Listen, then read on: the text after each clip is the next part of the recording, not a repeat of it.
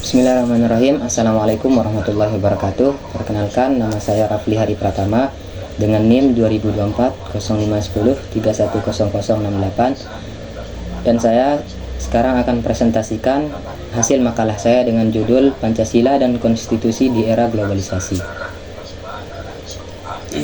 Pokok-pokok pembahasan yang akan kita bahas pada presentasi kali ini, yang pertama adalah peran Pancasila di era globalisasi. Yang kedua, peran konstitusi di era globalisasi. Yang ketiga, peran keduanya di era globalisasi. Yang keempat, pengaruh globalisasi terhadap warga atau masyarakat. Sebelum kita lanjut kepada pembahasan peran-peran Pancasila dan peran-peran konstitusi di era globalisasi, marilah kita sedikit mengulang apa itu Pancasila dan apa itu konstitusi. Yang pertama, Pancasila adalah ideologi dan dasar negara Republik Indonesia yang terdiri dari 5 sila yang menjadi landasan filosofis dan moral bagi bangsa Indonesia. Jadi Pancasila adalah landasan atau pedoman kita dalam berkehidupan, berbangsa dan bernegara. Kemudian, konstitusi adalah kumpulan aturan, prinsip, norma dan nilai-nilai dasar yang mengatur pemerintahan suatu negara.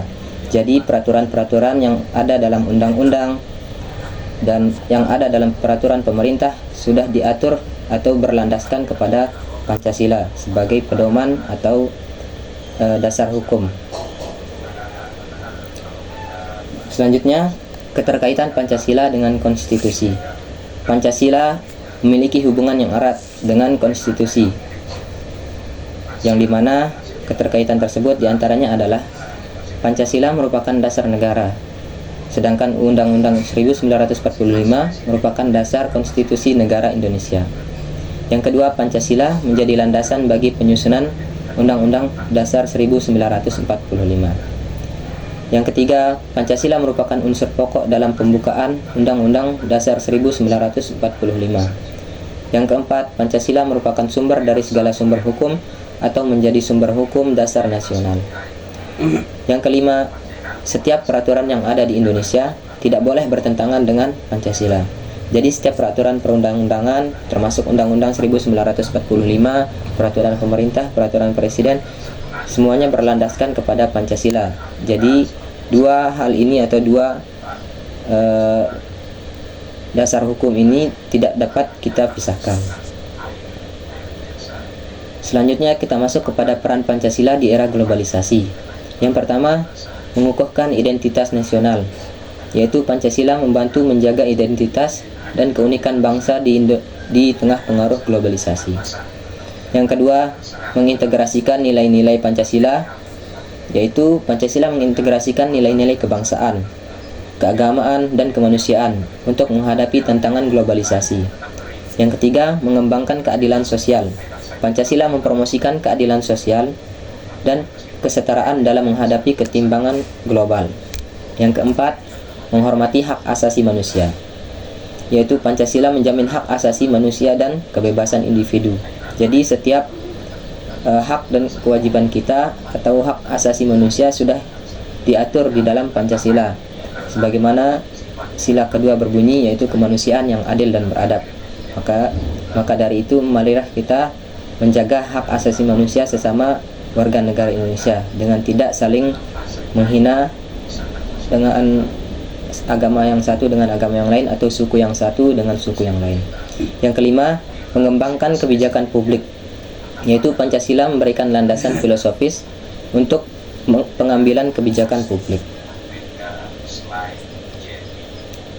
Kita lanjut. Sekarang kita masuk kepada peran konstitusi di era globalisasi. Yang pertama, mengatur hubungan internasional, yaitu konstitusi mengatur hubungan negara Indonesia dengan negara-negara lain dan organisasi internasional. Yang kedua, menjaga kedaulatan negara. Konstitusi berperan untuk menjaga kedaulatan dan integritas di wilayah Indonesia. Yang ketiga, mengatur hak dan kewajiban. Konstitusi berperan untuk menentukan hak dan kewajiban setiap warga negara. Jadi hak dan kewajiban kita sebagai warga negara sudah diatur di dalam Undang-Undang Dasar 1945 dan yang berlandaskan kepada Pancasila. Yang keempat, mengembangkan demokrasi. Konstitusi juga berperan untuk mempromosikan demokrasi dan partisipasi masyarakat dalam bidang politik. Yang kelima, menjamin kestabilan politik. Konstitusi juga memiliki peran untuk menjaga kestabilan politik pemerintahan. Kita lanjut. Sekarang kita masuk kepada peran keduanya di era globalisasi. Yang pertama, mengembangkan kebijakan ekonomi. Pancasila dan konstitusi memberikan landasan untuk pengembangan kebijakan ekonomi. Yang kedua, mengembangkan pendidikan, yaitu Pancasila dan konstitusi berperan untuk mempromosikan pendidikan dan memberikan kesadaran kepada warga negara akan pentingnya pendidikan. Yang ketiga, menghormati hukum internasional. Pancasila dan konstitusi juga memiliki peran untuk menghormati hukum-hukum internasional dan konvensi global. Jadi peran Pancasila dan konstitusi di era globalisasi memiliki peran yang sangat penting, diantaranya tadi mengembangkan kebijakan ekonomi agar setiap warga negara mendapatkan kesejahteraan yang setara dan agar warga negaranya mendapatkan kemakmuran yang setara. Kita lanjut untuk dampak globalisasi terhadap masyarakat. Dengan berkembangnya globalisasi memberikan beberapa dampak negatif terhadap masyarakat. Di antaranya adalah yang pertama, pengaburan batas-batas kultural dan geografis atau ekologis tidak diperhatikan, sehingga kemampuan menyesuaikan diri dan daya tahan menurun, terutama bagi masyarakat dan negara yang lemah. Yang kedua, gaya pikir akan dipengaruhi oleh produsen informasi dan penyebarannya yang dominan sehingga menimbulkan gangguan yang tidak dapat diadaptasi. Yang ketiga, hak-hak manusia yang dipropagandakan adalah versi barat dengan bersandar pada individualisme.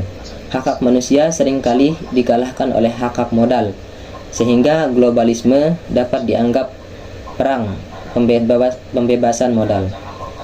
Yang keempat, terancamnya demokrasi oleh globalisme. Demokrasi berarti banyak pilihan, multi opsional. Tiap-tiap manusia dan negara bebas memilih yang terbaik bagi dirinya dan negaranya. Sedangkan globalisme mengurangi penganekaragaman di dunia yang sangat bervariasi. Yang kelima, kontak budaya akan terjadi dalam skala besar, cepat, multidimensional, dan serempak, sehingga tidak dapat dielakkan terjadinya peniadaan budaya, kesalahan adaptasi, dan kegoncangan budaya. Pengaruh yang mencolok terlihat dari perubahan pola hubungan antar anggota masyarakat.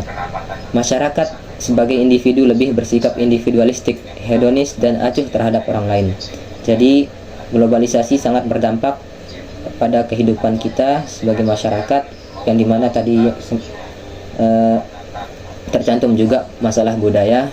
Sebagaimana yang kita lihat di negara kita sudah mulai banyak masuk budaya-budaya asing, sehingga budaya-budaya lokal sedikit terasingkan, dan untuk generasi-generasi muda sedikit pengetahuan tentang budaya-budaya lokal.